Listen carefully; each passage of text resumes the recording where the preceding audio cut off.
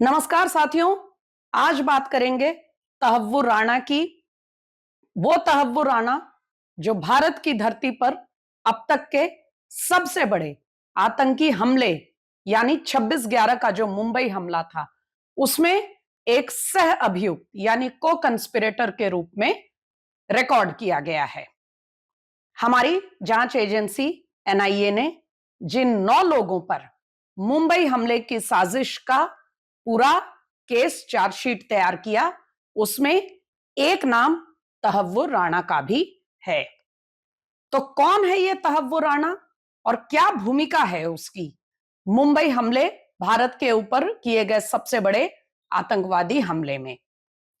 साथियों, तहव्वुर राणा पाकिस्तान आर्मी में अफसर था, उनकी मेडिकल कोर में, क्योंकि वो प्रोफेशन से एक डॉक्टर था और आर्मी की मेडिकल कोर में एक वरिष्ठ पद पर काम कर रहा था। लेकिन कुछ साल तक पाकिस्तान सेना में काम करने के बाद उसने वहां से वो छोड़ के गायब हो गया। एक तरह से कागजों में वो भगौड़ा बन गया। मगर मजे की बात है कि जो आदमी कागजों पर सेना का भगौड़ा है वो किस तरह से आईएसआई और पाकिस्तानी आर्मी से मिल करके काम करता रहा, ये केवल हमारे पड़ोसी पाकिस्तान में ही संभव हो सकता है। तो तहव्वुर राणा की क्या भूमिका है मुंबई हमले में, थोड़े से शब्दों में इसको बताना चाहूंगी ताकि हमें समझ आए कि क्यों तहव्वुर राणा का भारत आना और अपने किए के लिए सजा भुगतना अनिवार्य है।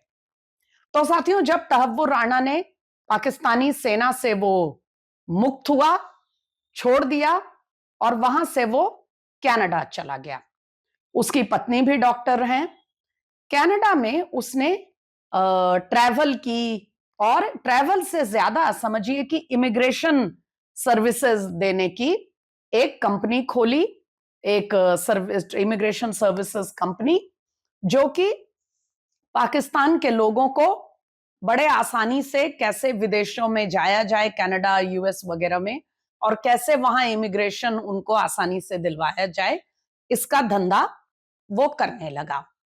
और इसके साथ साथ उसकी अन्य जो शंका पैदा करने वाली गतिविधियां हैं वो भी शुरू हो गई।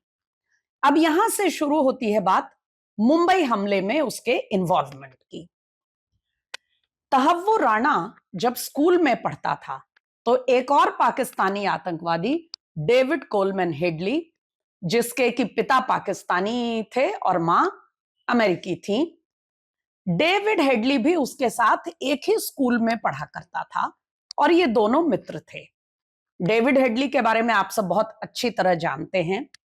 तो इन दोनों मित्रों ने क्या किया, डेविड हेडली को आईएसआई की तरफ से यह काम सौंपा गया था कि क्योंकि वो दिखने में पाकिस्तानी बिल्कुल नहीं लगता था, अपने जीन्स के कारण वो दिखने में बिल्कुल एक अमेरिकी, एक यूरोपियन, पाश्चात्य दिखता था। तो इसीलिए आईएसआई ने तय किया कि उसका भारत में आना ज्यादा सेफ रहेगा, उसके ऊपर किसी को शक नहीं होगा। और इस तरह आईएसआई ने, एलईटी ने, हम दोनों को अलग नहीं मानते, डेविड हेडली को भारत भेजा उन सभी स्पॉट्स का रेकी करने के लिए जहां जहां भीड़ भाड़ होती है और जो एक नैरेटिव के रूप में भारत के मुंबई के एक ऐसे स्थान, एक महत्वपूर्ण स्पॉट्स माने जाते हैं कि जिन पर हमला करने से एक उन लोगों को यह कहने का मौका मिलेगा, अपनी ताकत दिखाने का, आतंकवादियों को। और इसी योजना के तहत डेविड हेडली मुंबई आया, मुंबई में लंबे समय तक रुका रहा, कई बार आया और इन सारे स्पॉट्स की वो रेकी करता रहा। यहां पर भूमिका आती है तहव्वुर राणा की। हमने आपको बताया कि उस समय तहव्वुर राणा कनाडा में एक ट्रैवल और इमिग्रेशन सर्विसेज की कंपनी चलाता था, जहां कई तरह का फर्जीवाड़ा किया करता था।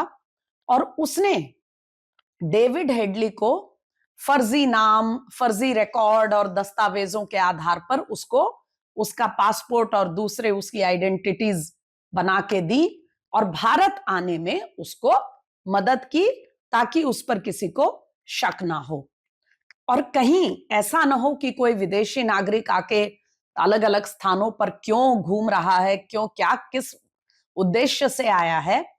तो इसको एक कवर देने के लिए डेविड हेडली के हाथों तहव्वुर राणा ने अपनी जो इमिग्रेशन सर्विसेज एजेंसी थी उसकी एक ब्रांच मुंबई में खोलने का एक उपक्रम किया और यहां अपना एक फर्जी एक अपनी कंपनी का दफ्तर खोल दिया जो डेविड कोलमैन हेडली के हाथों सौंप दिया गया ताकि लोगों को लगे कि ये कोई विदेशी है जो इस तरह की ट्रैवल सर्विसेज वगैरह के लिए यहां आया है।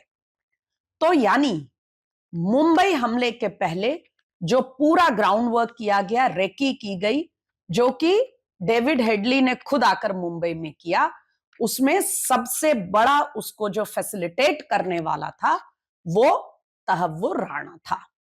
बाद में उसको यूएस में अरेस्ट किया गया और लश्कर ए तैयबा का की पूरी साजिश का हिस्सा होने के नाते उसको जेल में डाला गया। और अब आप जानते हैं कि हमारी एजेंसियों के अथक प्रयास से और एक दिन नहीं लगातार कई वर्षों के प्रयास से हम उस मोड़ पर आए हैं जब तहव्वुर राणा को भारत लाने की तैयारी हो रही है।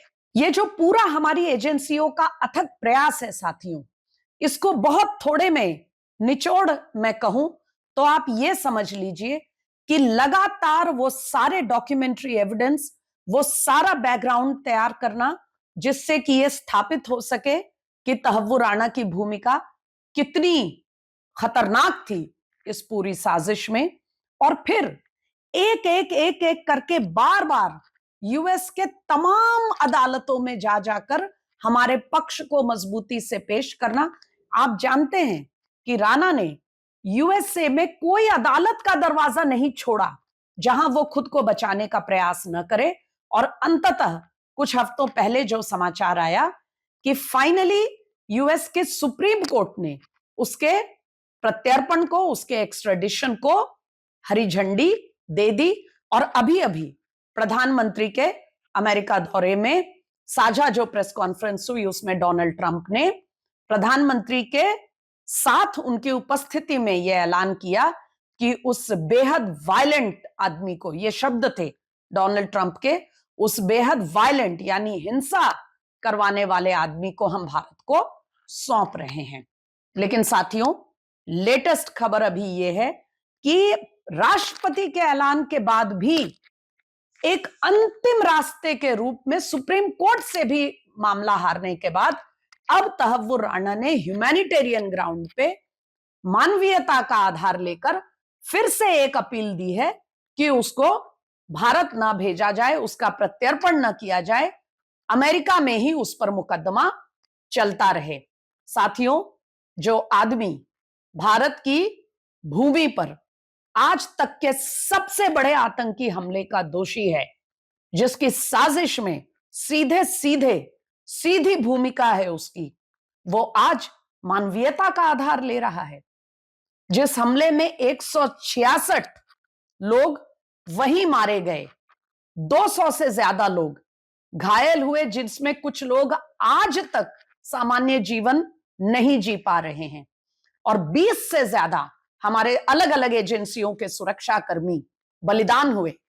आज उस आदमी को मानवीयता की याद आई है और ह्यूमैनिटेरियन ग्राउंड पे मानवीयता के आधार पर वो चाहता है कि किसी तरह उसको भारत ना आना पड़े।